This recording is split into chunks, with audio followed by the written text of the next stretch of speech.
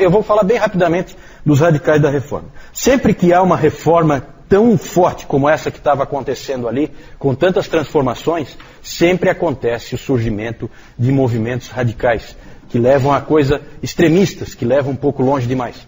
Na Alemanha, quando Lutero ficou aqueles 10 meses em Wartburg, um outro indivíduo, um outro professor de Wittenberg assumiu o controle do que vinha acontecendo. Esse sujeito chamava-se Andreas Bodenstein von Karlstadt. E esse Karlstadt, ele era um indivíduo que radicalizou mais. Ele, assim que o Lutero saiu, ele já foi nas igrejas, arrancou todas as imagens e foi fazendo coisas que o Lutero não faria, né? O problema era um problema de velocidade. Ele estava fazendo muito rápido. Em 1524, um outro luterano, de nome Mintzer, ele organizou um levante de camponeses contra os nobres na cidade de Austerlitz. Então é o uso político do que está acontecendo, certo? Então nós vamos aproveitar o momento político e ele arregimentou os camponeses, certo? Para atacar os nobres. Porque eles eram realmente oprimidos e tal. Só que o Lutero não concordava com esse tipo de atitude, certo? Porque não é assim que se ganha essa batalha, não é com armas humanas que você vence essa luta. Então o Lutero, numa pregação, chamou a esses indivíduos de espíritos arruaceiros e assassinos. Era assim que ele chamava eles. O Karlstadt se incomodou com essa referência não muito elogiosa do Lutero, e inclusive se incomodou pelo fato dele ter sido colocado junto com o Mintzer nesse comentário. Aí ele foi tomar satisfação com o Lutero. O Mintzer reagiu pregando aos camponeses contra o Lutero, chamando o Lutero de irmão porco gordo e irmão vida mansa. Certo?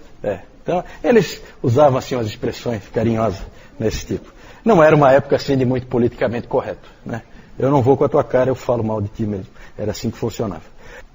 O Lutero disse sobre o ritmo da reforma em Wittenberg, que a causa é boa, mas houve pressa demais. Porque ainda há do outro lado irmãos e irmãs que pertencem a nós e que ainda precisam ser ganhos. Então ele achava que estava indo rápido demais.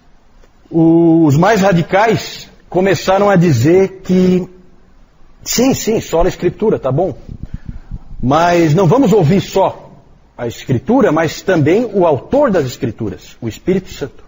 Então começou a aparecer esses pregadores visionários que começaram a levar o povo em direções perigosas, porque eles diziam que recebiam informações do que fazer diretamente do Espírito Santo, né? Então esse tipo de coisa, esse tipo de radicalismo acontece. Esses que diziam que o Espírito Santo falava com eles, o Lutero, naquele estilo dele também, disse a respeito deles: esses são os que engoliram o Espírito Santo, com penas e tudo. Não é muito... uma maneira muito respeitosa de falar, mas é claro que ele está pensando na figura do pombo descendo sobre Jesus Cristo, né? E ele estava irritado com esses sujeitos. Vamos ver em Zurique. Em Zurique, em 21 de janeiro de 1525, um sujeito chamado Konrad Grebel, ele batizou um outro homem, de nome George Blaurock. E esse George Blaurock depois batizou outras pessoas. Tudo bem, até aí tudo bem. O problema é que esses indivíduos já tinham sido batizados quando eram bebês na Igreja Católica. Certo? E isso gerou um problema do tamanho do mundo. Porque batismo só pode ter um. E esses indivíduos estavam batizando pela segunda vez. São os anabatistas. Ana pela segunda vez e batista de batismo, né? Então eram batizados pela segunda vez. E esses homens eram um problema para o Zwinglio, porque esses homens que eu citei eram irmãos, eram amigos de Zwinglio. E eles estavam fazendo aquilo por causa da pregação do Zwinglio. Que é as Escrituras, o que as Escrituras dizem e nada mais. Só que não era esse o entendimento da igreja de que você podia ser batizado novamente e que o batismo quando você era bebê não valia nada porque você não cria. E então surgiu esse movimento anabatista, contrariando séculos e séculos de um pensamento diferente. Eles foram sempre perseguidos eles foram perseguidos tanto pelos católicos como pelos protestantes. Esses indivíduos sofreram muito, esses anabatistas. 85% deles foram mortos por católicos e 15% por protestantes. De qualquer maneira, os protestantes têm aí 15% que eles vão ter que explicar por que fizeram isso, né? Normalmente os católicos queimavam eles e os protestantes afogavam, né? Bem irônico, né? Já que eles queriam ser batizados de novo. Então tem essas coisas ruins que aconteciam, né? Esses indivíduos, eles defendiam o batismo de crentes, como os batistas fazem hoje. Eles defendiam a liberdade religiosa. É claro que ninguém nunca vai saber se eles defenderiam a liberdade religiosa se eles fossem maioria, né? Porque isso é uma coisa muito bonita de dizer quando você é minoria, né?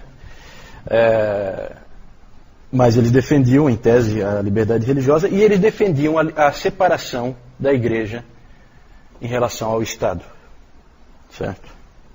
Havia alguns que eram muito radicais e eles, na verdade, queriam o sola escritura levado a um extremo, ignorando toda a história da igreja, começando do zero ali. Coisa que nenhum dos reformadores queria fazer de maneira alguma. Um anabatista disse o seguinte: tolo Ambrósio, tolo Agostinho, tolo Jerônimo, tolo Gregório, dos quais nenhum só conhecia o Senhor, nem foi enviado por Deus para ensinar. Pelo contrário, eram todos apóstolos do anticristo.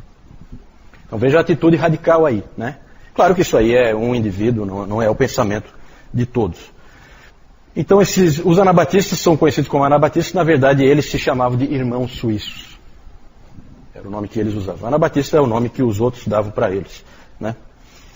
Vejam que o rebatismo não era só um pecado, gente. O rebatismo era um crime punido pelo poder público. Por isso que eles eram queimados, né? Porque se você não tem o apoio do poder público, você não consegue fazer, né? Era o poder público que executava. Então, mas é uma mancha realmente o que foi feito. O interessante é que quando eles tomam o poder, eles não são muito melhores. Não tem ser humano bom e ser humano ruim, todos são ruins.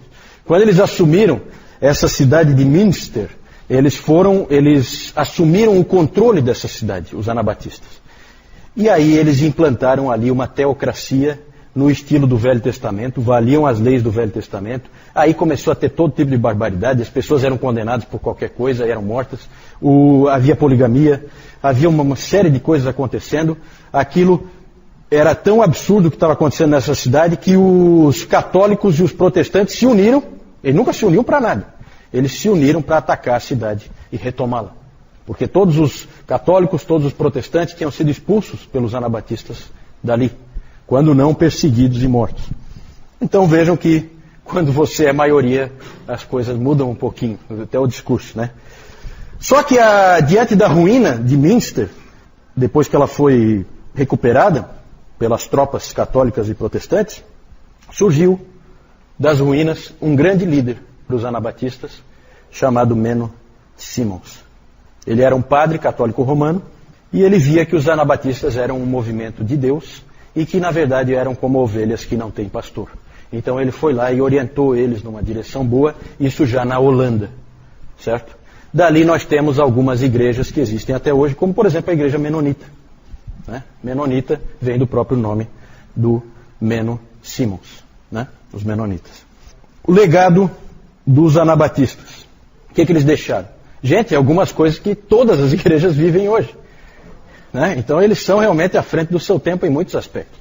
Separação igreja-estado, liberdade religiosa e, no caso dos batistas, o batismo depois da fé, certo?